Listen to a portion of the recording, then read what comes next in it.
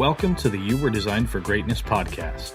Each week we will bring you inspiring tips, stories, and ideas to help you be all that you can be, discovering your greatness. Featuring Donna Tashton. Donna is a transformational life and health coach, a highly sought-after public speaker, and the founder of Vibrant Living. She has helped hundreds find a better life, free of stress and living the greatness they were truly designed for. And now, your host, Donna Tashton.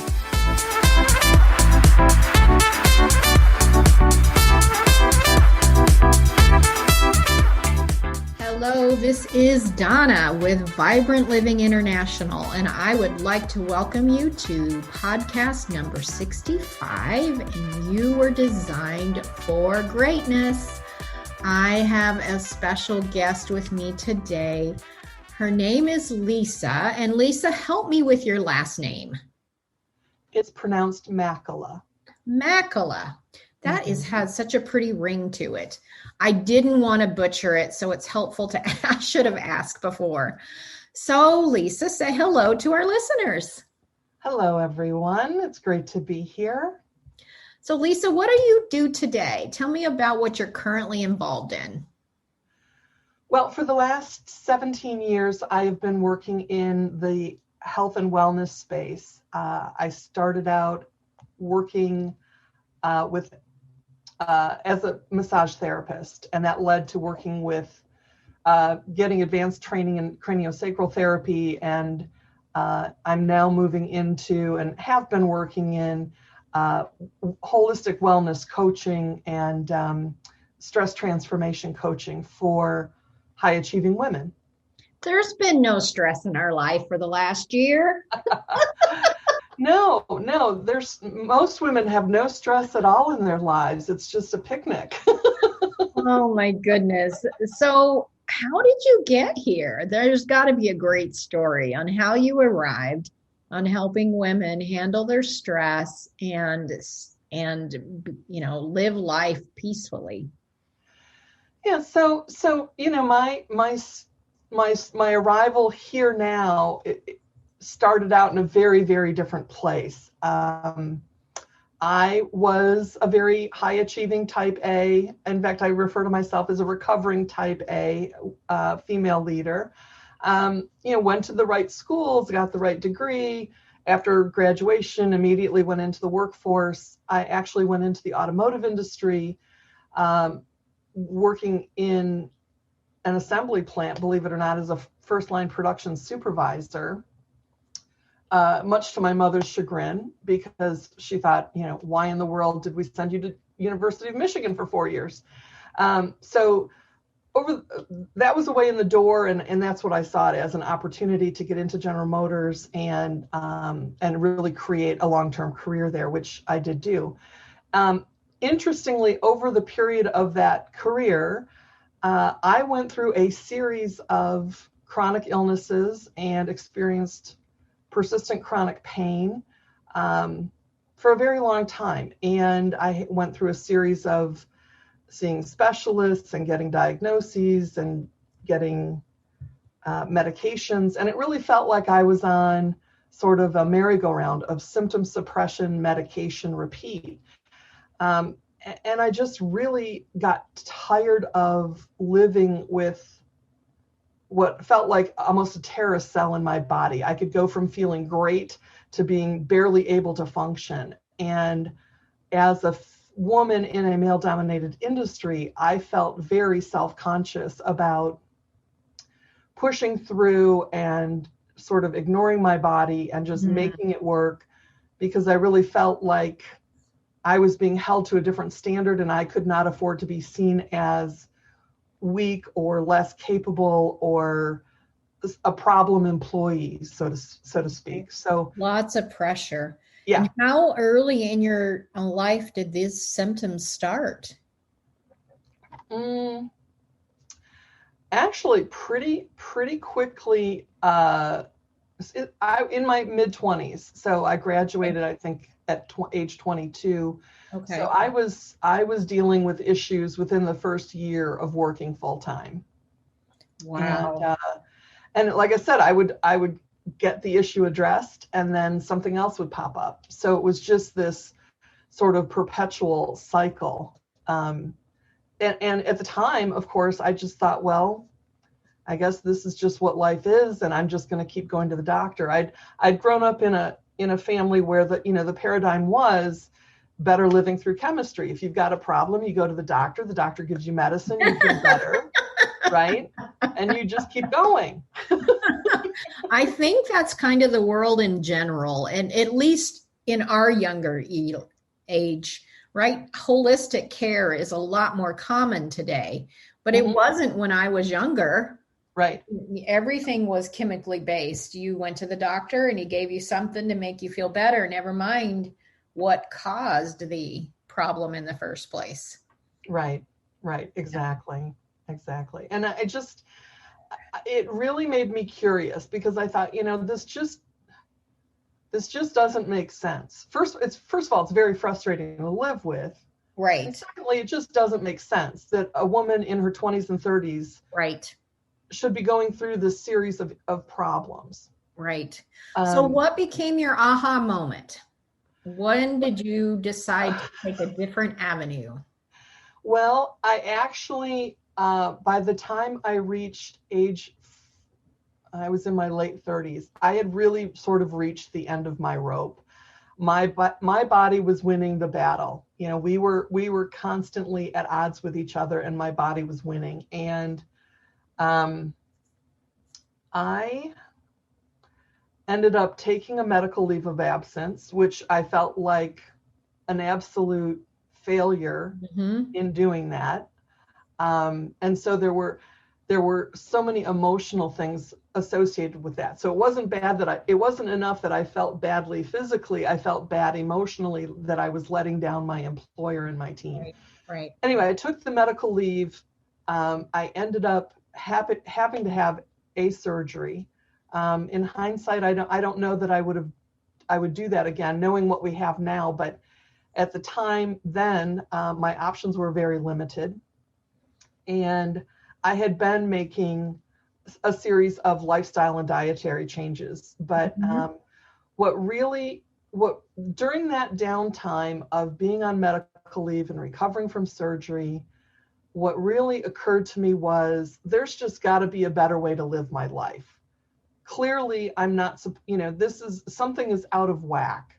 And that sort of led me on a quest to figure out not only how to heal my body, but how did I get here? Right. Yeah. Why is this happening?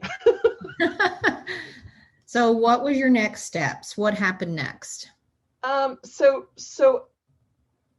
one of the things that I did make a lot of dietary changes along the way. Gave up meat, and that helped quite a bit. And really sort of actively looking at how can I reduce my stress? And I really didn't understand the linkage between chronic persistent stress and its impact on health. It wasn't until I had the vantage point of being self-employed and being on my own and looking back and realizing, oh my God, all of these illnesses were really the result of unrelenting, unaddressed chronic stress. Because of course, stress affects every system of the body. Yes, it does. And there it is. I mean, if you look at my list of ailments, every major system and function of the body was in some way impacted. What were your symptoms? So in my 20s, it started out with TMJ and digestive issues like GERD and IBS. And then that evolved into back and pelvic pain. I was having chronic respiratory infections, migraines, environmental allergies, and reproductive issues. So ultimately, the surgery, the leave of absence and the surgery were sort of this cathartic moment of in the pause of recovering from the surgery. It was, how can I reformulate my life in a way that's going to address in a way that I'm going to be healthier and happier. Right. And an opportunity through General Motors, a series of buyouts offered to the salaried workforce. I Okay. had turned down a couple. And ultimately, I talked with my husband and I said, the next time one of these comes around, I think I really need to take it. I need to change something. And that was really the turning point, because once I got out on my own, I really saw a tremendous shift, and my symptoms sort of spontaneously resolved. My need for medication went away. I was fully functioning within 6 months without any medication at all. And I've been medication free for almost 2 decades. Wow, that is amazing. It's totally amazing. I had a little bit of a similar story. As in my 40s, I started to develop arthritis symptoms and severe pain in my hands and feet. And I was taking way too many ibuprofen a day to take it. And I knew if I went to the doctor, they'd just give me arthritis medicine. And I had already done some holistic things. So I knew that would be masking the symptoms as opposed to addressing them. So I started praying and doing research, and I did dietary change and using essential oils. Discovered how gluten causes so much inflammation in the body. Right. And the research on why all of a sudden gluten is causing an issue, because our wheat is not the same as it used to be. And through that, my symptoms totally reversed as well. Oh, that's awesome. And so I think that there's a lot of there, and never mind, we're not even going to get into the stress level I was in at that point, but I was working full-time and part-time job. So all of that was going on. And then we create this environment of dis-ease in our body, right, which then causes disease in our body. So I love what you do in helping women to reduce their stress and learn that they have a choice, right, and how to begin to do that. I think what you do is amazing. So what are some tips or suggestions that you would give women who may be going through what we went through of some form? What would you recommend for them to do? Well, the obvious thing is to listen to the body.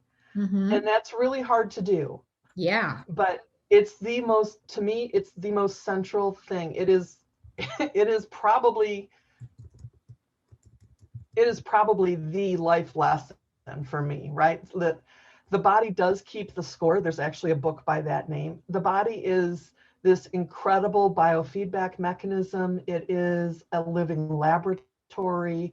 It is constantly communicating with us. And I actually believe that the body is tapped into, on some levels, tapped into higher wisdom that we have a tendency to ignore. We're in our culture, we're taught to, as adults, to really rely on data and fact, and to not put much credence in things like intuition or gut feeling. And actually the tide is now turning, that we're starting to recognize that the brain is not the only source of wisdom in the body, that there are vast networks of intelligence in the body that really can be a superpower for us if we choose to collaborate with it versus fighting with it. Right. So I spent 20 years fighting it and suppressing it. And, my journey really informed this transformation of moving out of a corporate career and into health and wellness. And my mission is to help women avoid what I went through, right? I want to help them get to their root cause so that they can resolve it and reclaim the vibrant health that they deserve, so that they're free to do great things in their lives. And it's a very multidimensional systems approach, because stress is a really complicated, it's hardwired into us, and it's intended for our survival. But the thing is, the evolution of our bodies hasn't kept up with modern day life. You know, it takes eons of time for the body to make major shifts. So our stress response was really designed to save us from destruction, to save us from imminent physical threat. Right. And now most of us don't, thank God, live in a way that we're frequently in imminent stress or imminent danger of our physical safety. Most of us don't live like that most of the time. So stress has changed for humans, but how the body processes stress has not. So it's really important for us to recognize this is the body giving us valuable information if we will take the time to listen to it and try to understand what it's telling us, and then unpack it in sort of a methodical way of, you know, looking at all of the inputs that cause stress. And that can even be environmental stuff like our nutrition and the products we use in our homes and on our bodies. There's just so many ways to approach this holistically. So I like to say it's a systems approach, because we want to recognize that everything is interconnected with everything else, and you can't take it all on at once. It needs to be sort of a methodical, systematic approach to getting a hold of where the root cause is and addressing it. Yep. Any great books that you could recommend? Oh boy, so I'm constantly reading. One of my favorite books on healthy eating is called Eating on the Wild Side, and I can't remember the name of the author. But it's a wonderful discussion of what nutrients are in food, what nutrients have actually been consciously bred out of food, because as food has been hybridized, it's become very high sugar content. Because sugar is tasty, and people who are marketing food products want there to be a demand. So it's a really interesting book, because it chronicles how much food has changed over the last 100 years with the evolution of agribusiness. It also provides some really helpful information about how to properly store fresh produce so that you get the most nutritional impact from it. And there's some surprises along the way, like canned tomatoes, provided you're not on a sodium restricted diet or you find low sodium canned tomatoes can actually have more nutritional impact and more nutrients and vitamins and minerals than fresh tomatoes, depending on, you know, where you're getting your produce. So there's some really interesting things in the book. It's called, what did I just say? Eating on the Wild Side. Eating on the Wild Side. Yes, it's a great book. Awesome. Yep. Well, we will, hopefully people can read that. And then if they want to get in touch with you to learn more, how would they reach out to you? Well, my website is collaborativebody.com. Okay. Because that was such a huge lesson in not only in my life, but in working with the clients that I've worked with over the last 17 years. Collaborating with our body is really the way to go. So collaborativebody.com is a great way to reach me. Okay.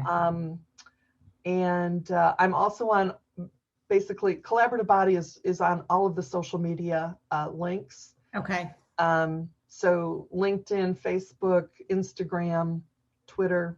Awesome.